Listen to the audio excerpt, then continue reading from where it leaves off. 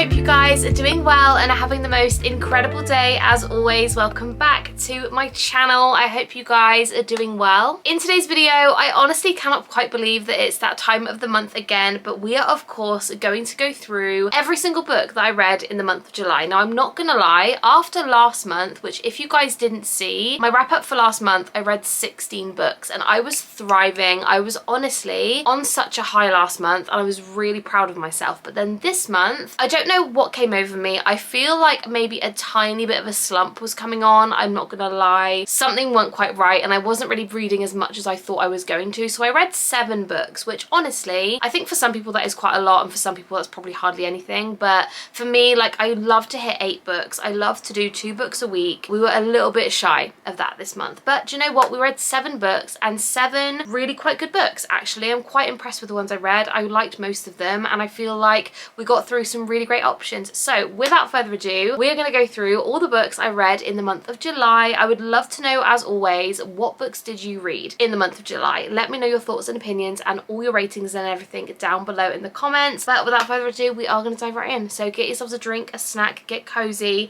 I say get cozy, it's like a million degrees, but get cozy and enjoy, and let's go through all the books I read in the month of July. So I'm going to be doing these in no particular order. However, I am going to save the books which I fell in love with until the end of the video. So the first book we picked up in the month of July was actually Freida McFadden's The Divorce. Now, I absolutely love Freida McFadden, okay? I know she's a Marmite author. Some people love her, some people don't. Some people are a little bit in between, but I absolutely love her books because I find myself when I'm in a little bit of a slump and I need something, I can get through them in 1 to 2 days. I find them really bingeable, really easy to get through and really fun and just what I need at the time. That is kind of why I pick up her books. And this one, I believe, is her newest release as of right now. I think she has got another one coming out called Brain Damage, I think, which is coming out in like a month or so, which I will be picking up and reading, of course, but this one was the most recent one. And do you know what? I had heard not great things about this book. I was so nervous going into it because again, as I said, I love Freida's writing. So I'm always thinking this is going to be a 5-star, probably a 4. It's going to be something like that. But a lot of my friends who had read this book had been actually rating this a 2-star. And I was like, oh no, like I need to go into this knowing I'm going to love it because it needs to get me out of that little slump thing in my head that's kind of going on. And do you know what? I didn't hate it. Okay, so this book actually follows a woman called Naomi and you're reading along from Naomi's point of view, and essentially her husband tricks her into leaving the house and obviously he wants a divorce. Okay, that's like the goal there. It was kind of obvious, obviously. It's such a... I don't even know how to tell you what goes on without spoiling it, but you're reading from Naomi's POV. Her husband wants this divorce like out of nowhere, and then all of a sudden he's dating this other woman and you're like, this other woman seems shady, like there's some weird things going on. Like she's got a little boy who I absolutely adored, but like loads of little things were going on and you were like really confused as to who to trust, who was going to be the one that was like going to out everyone in the end. Do you know what I mean? There's always one person that you're kind of trying to guess who it is. Do you know what I mean? It really took me by surprise when I read the ending. I absolutely was gobsmacked. And if you've read this book, the ending style of this book I absolutely love, and I really want to read more books like that because I never see it coming. Like I'm always completely blindsided, like I never expect it, and I absolutely love that in a book. I actually gave this one a 4-star, which surprised me. I really enjoyed it. I had a great time. It really kept me on my toes. I couldn't put the book down and I was reading it like literally jaw on the floor sometimes, thinking like, oh my god, I can't believe that's going on. Like, oh my god, poor Naomi, like what's gonna happen, blah blah blah. It was insane. Like such a good book. It wasn't the best Freida, but like I'd recommend it. I really enjoyed it. So I give this one a 4, and I would love to know down below, have you read this book? Let me know your thoughts and opinions because I personally loved it. So the next book was actually Game On by Navessa Allen. Now, a funny thing with me is that every single one of the 3 books in this series I have actually read via audiobook because the audiobooks, let me tell you, they are top tier audiobooks. Like I was actually laughing out loud listening to this audiobook because they're just so funny. Like the author, who I guess she picks the narrators,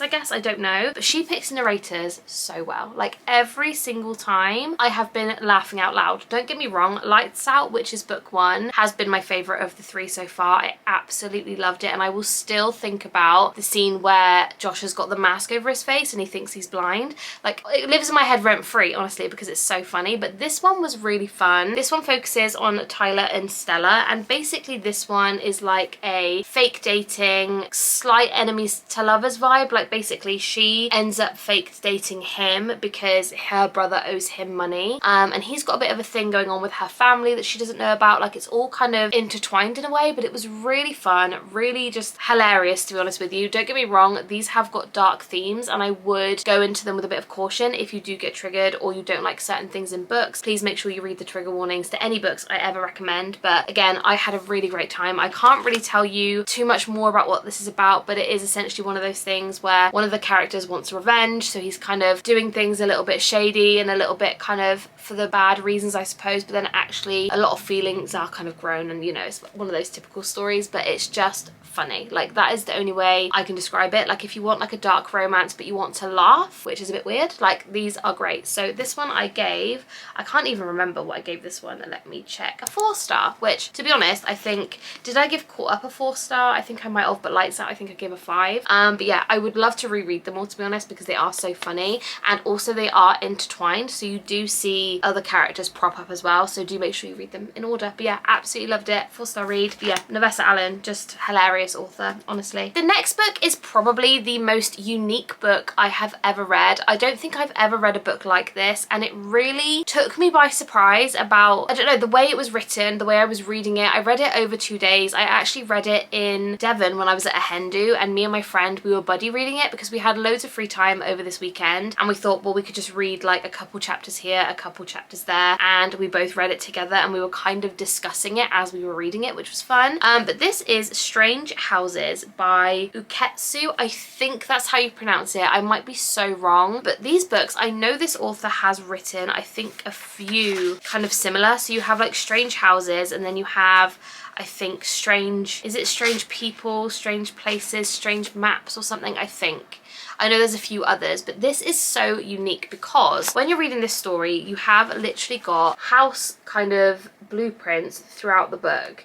And the person who's like, who you're reading of, it's kind of going through these things and kind of thinking, that looks a bit strange, like what is that? But it kind of took a bit of a weird turn. Like it's really hard to describe this book because you think it's just going to be about a weird floor plan and maybe they're a house of murderers or something, I don't know. But it was like a really odd family, not cult type story, but it had like this weird family history situation going on, which was really weird. But now I look at the front cover, it makes sense. So yeah, I don't know. It was a fun read, don't get me wrong, but I don't think it's the sort of book that I would pick up again, only because I read it in no time. So like it feels like a bit of a waste, you know what I mean? Like I read it really quickly. You could easily read it in a day, like easy peasy. But also makes you think. That's the only way I can describe it. It really does make you think. And if you want a book like that, then please give this a go. I just don't think I would continue reading their books because of that. Do you know what I mean? But yeah, I give this one a 3. I think a 3-star, just because of how unique it was and how, I mean, I was intrigued, don't get me wrong, like I needed to know what was going to happen, but I just don't feel the need to carry on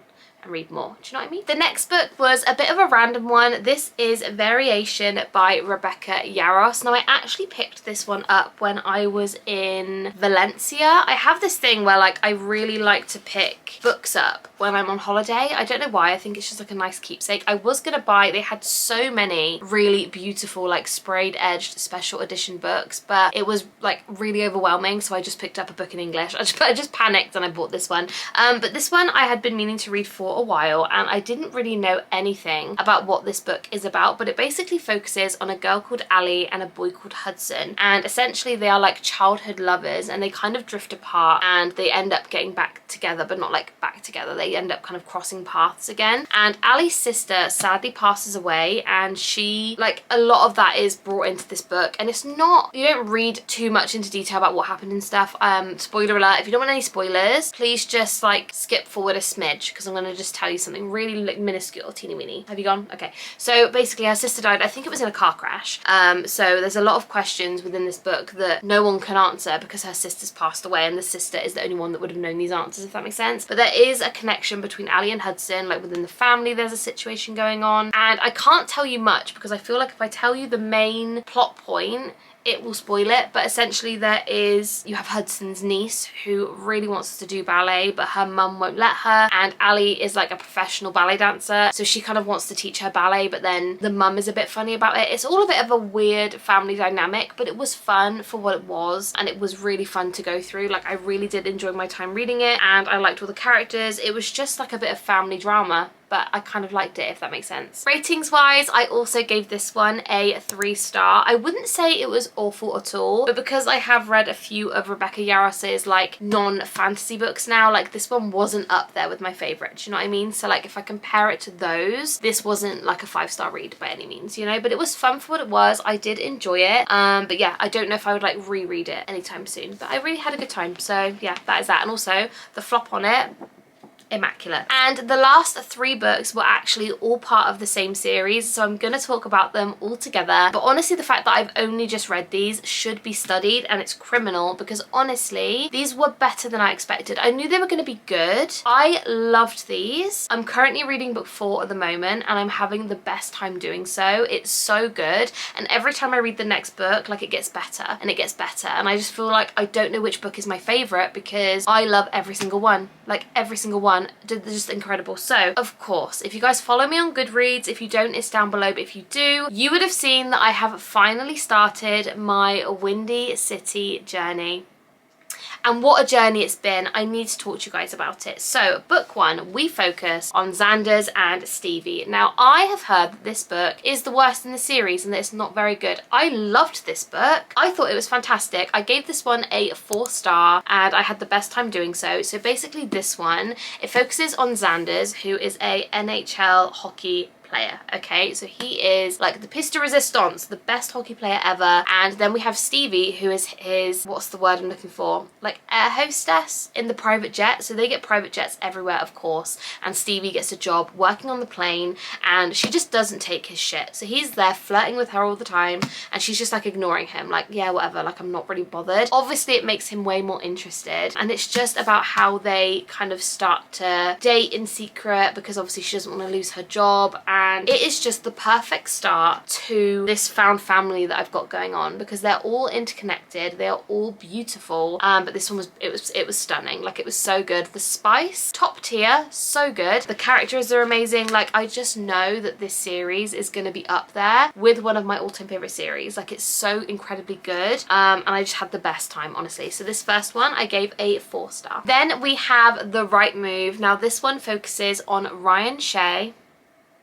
love him, and Indy. Now Indy is actually Stevie's best friend from book 1. She also works on the airplane, and Ryan is her brother. So this is brother, wait, hang on, hold up. Yeah, so it's Stevie's brother and her best friend. Does that make sense? Sister's best friend, or best friend's brother, basically. And it's also forced proximity, because Indy has to move in with Ryan, which you do see at the end of book 1, so it's not a spoiler.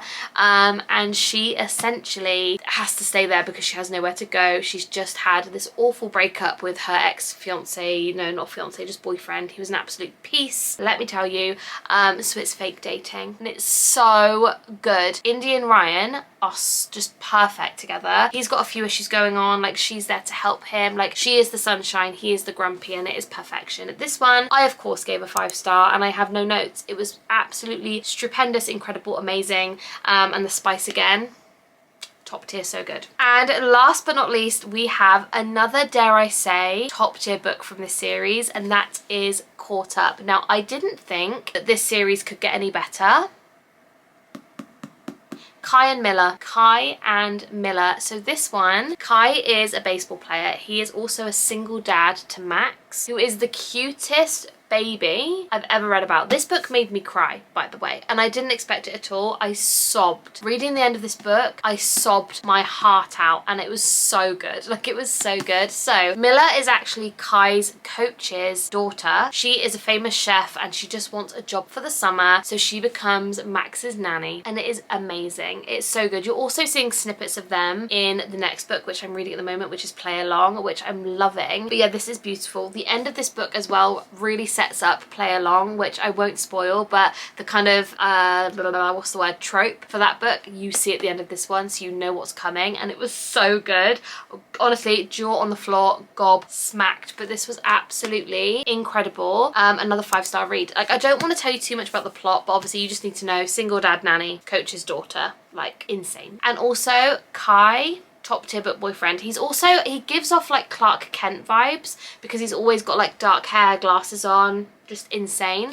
So I imagine him as Clark Kent, so then it was great. So those are all of the books that I managed to read in the month of July. We read 7 books, and honestly, most of them were great. Like, most of them were top tier. The lowest we had was a 3. I would call that success, to be honest with you. But let me know down below, guys, what have you read this past month? Did you enjoy them? Did you not enjoy them? And also, have you read any of these books that I have just read? Because I would love to know down below. Also, if you guys are new to my channel, hello and welcome. But if you haven't subscribed, I would really appreciate it if you would stick around and hit that subscribe button. We are on our way to 13.2 thousand of you, which is insane. I love every single one of you. I'm so grateful. So yeah, if you're watching me for the first time, I would love it if you would stay and join our corner of the internet. But that is going to be everything from me. I love you so incredibly much, and I will see you in my next one.